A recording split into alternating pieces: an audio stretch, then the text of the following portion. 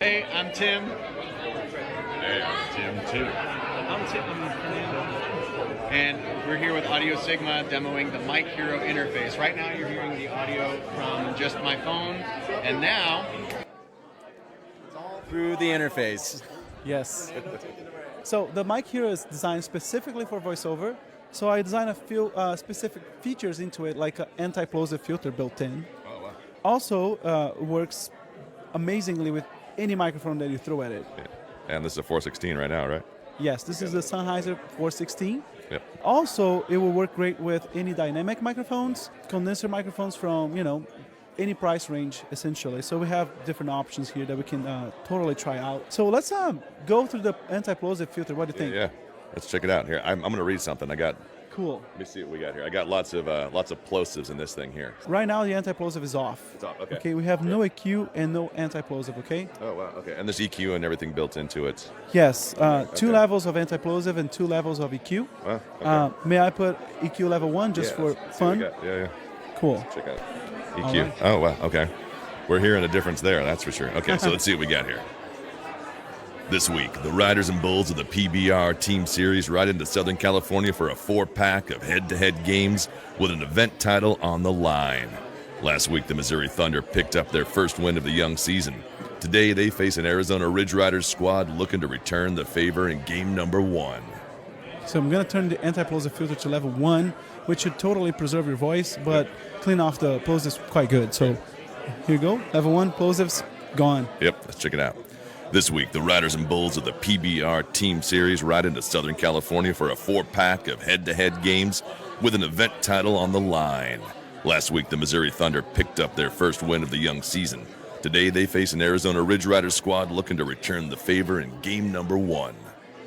Awesome. And level 2 is even more dramatic. So level 2 should be like pretty much plosive-free on every occasion. And I would say I'm hitting those plosives hard. I'm trying extra hard here. This week, the Riders and Bulls of the PBR Team Series ride into Southern California for a 4-pack of head-to-head games with an event title on the line. Last week, the Missouri Thunder picked up their first win of the young season. Today, they face an Arizona Ridge Riders squad looking to return the favor in game number 1. Amazing, man. No plosives whatsoever. Did you try hard? I was trying hard. Yep. Awesome. Put it to the test. Yep. Awesome. And you can check then. So I did this actually. This is actually running on CBS right now, so you can hear the real out of my studio versus what it sounds like here off of the. Oh mic my goodness, thing that's here. So awesome. that'd be cool. We have anti-plosives, EQs. All that is optional. You can defeat all that. So it's just a plain. What's the EQ changes? What do they affect? It adds a little bit of bass and treble essentially. Okay. So like this is flat. This is just the sound of the microphone. Yeah, okay. And if I put, I'll just go for level 2. Sure. So it's the most of it. So the most dramatic difference. Okay. And as you can tell, it's more like yeah. a radio voice. Yeah. You want to give it a go on your voice? Yeah. Okay, so off. Good afternoon, everybody. Welcome to One Voice in Dallas, Texas. Okay, now I'm going to turn it on to level 2. Good afternoon, everybody. Welcome to One Voice in Dallas, Texas. Yeah, there you go, man. Radio voice. Is there any compression or anything on there at all, or is it just EQ? Just EQ. Just EQ. Yeah, bass and treble essentially. Okay, that's cool. I mean, it has that slightly compressed feel to it, without being compressed. Oh yeah. Which is pretty cool. Yeah. Thank you. That's cool, man. That's design effort, and apparently it's working well. So Yeah, that's that's cool. awesome. One of the hero aspects of this twofold, it will make phantom power from your phone. That's odd. That is amazing. Right. So you can think of it as a 416 to whatever your phone is adapter. Yeah. And there's no battery powered on this. There's no battery. It's just No lithium battery. So I forgot to charge it. Nope. Forgot my nothing. batteries ran out. Nope. Nope. Didn't forgot the power cable. None of that stuff. As long as your phone's charged. Right. None of that. Yeah. Wow. Yeah, none of that. So 100% safe there. Yeah. You can, as a travel rig, man, you can have this Yeah. and earbuds and your Yeah. mic and you're done. Yeah, you can throw that thing in your pocket and you're good to go. Totally. You know. Isn't it cool? Yeah. Awesome. Almost fits in your wallet. Yeah, almost. Almost. It's about the size of a bar soap, basically. Yeah, it is. Yeah. It's nice. So the other really cool engineering feature of this is it optimizes for condenser or dynamic mics. Okay. So, condenser mics require phantom power and they have much better, much higher output, right? Right. Yeah. Dynamic mics, on the other hand, do not require the phantom power, but they're much more attenuated. They have much less of a signal output. And you usually need like a cloud lifter or something to boost up the level of that, so you get a usable level. Yeah. Yeah, it's typical to use it, especially with the SM7B. This guy here. Yep. Awesome sound signature, but it's a bit of a hard microphone to work with, Yeah. So, typically, if you don't have the activator, like the cloud lifter, which is a really good product, by the way, I really like that. And that's kind of a generic. I mean, that's a brand. Yes. Like cloud lifter is a brand, but then what do they call that? Is it just like what's the general term for that product? Signal booster. Signal booster. Okay. Activator. Okay. I mean, it's kind of become like it's like Kleenex, right? It's like I need a Kleenex, but it's like a cloud lifter. Could be any of those signal boosters. Yes, Okay, exactly. Gotcha. Okay. So you can still use those with the MikeHero, but you don't need to. So Gotcha. I'm going to just mute this, transfer the cable over to the dynamic mic, do it. and we should see a dramatic drop and be like, sound super bad, but then we're going to flip a switch, and that should land us in a really good place. Cool. So let's do that. Let's do it. So that's not good. Oh yeah, no, that's really quiet. Yeah, really quiet and muffly kind of. So I got cotton in my ears. I can't hear anything. Right. So I'm going to flip the switch from dynamic to condenser. Sorry, from the condenser to dynamic. And here we are. Oh, now you got a signal. There you go.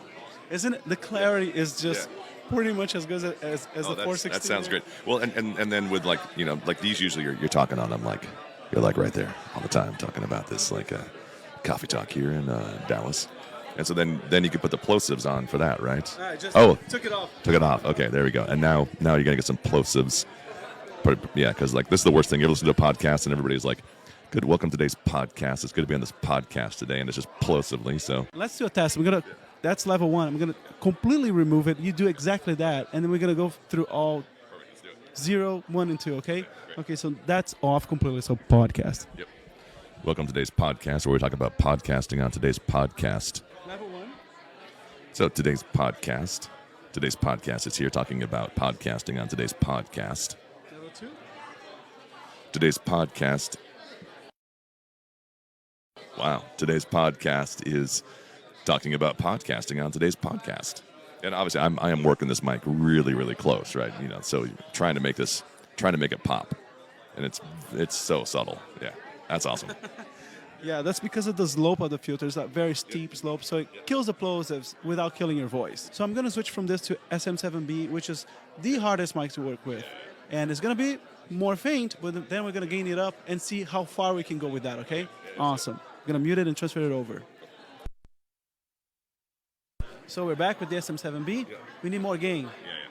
But we got a bunch of gain on the tap here. Yeah. Oh, you got a lot in there. Yeah. I mean, we got loads of gain. Yeah, exactly. Yeah. Like for real. Yep. Right. Wow. That's great. Yeah. So. That's awesome. Yeah, I'm gonna turn off this anti-plosive and put some EQs going on. Great. So how about this? And now, we're back to podcasting here with the podcaster mic, the SM7B podcaster mic. That sounds pretty good. We went through a 416 shotgun condenser mic. All the way down to the SM7B. In terms of signal strength, they're world apart. And it sounded good with every single one of them. All of them, yeah. And all we have here is our device, right? The USB. Look at this thing. It's just the USB, the headphones, and the mic. That's it. Yeah. Microphone gain, mute button. Actually, this mute button, if you're having a meeting, and you're a little bit irritated, you can say, "Hey guys, I need a breather. Just give me a second." You can mute this, and then go back and say, "Hey, this is really going well." Yeah, this is great. It sounds phenomenal. But basically, the mute button is a clear cut. It's a full clear cut. Is a full cut. Yeah, it's not like heavily attenuated that you can amplify and fish out the. No. This thing is just huge amounts of attenuation. The headphone drive is pretty good. The headphones sound great, yeah. It's got a full-blown Class AB amplifier for your headphones. Wow. Yeah, and that's a lot of times you get some of these other interfaces that you get that headphone cranked up all the way, and then you're getting white noise in the headphones, and you're getting all that stuff in there. So yeah, that's awesome. Yeah, and you get some distortion at the end, right? Exactly. Because it clips quite easily. Yep. Yeah, but no, it's got loads of current to drive the headphone, and also it's a high voltage. So even if you use, like, say for example, a DT770 250 ohm headphone or 80 ohm, it'll still run those. Even 600 ohm headphones will be fine with this. No kidding. Yeah. Wow. Yeah. That's crazy because a lot of people can get the 250s and then they have to get a headphone amp.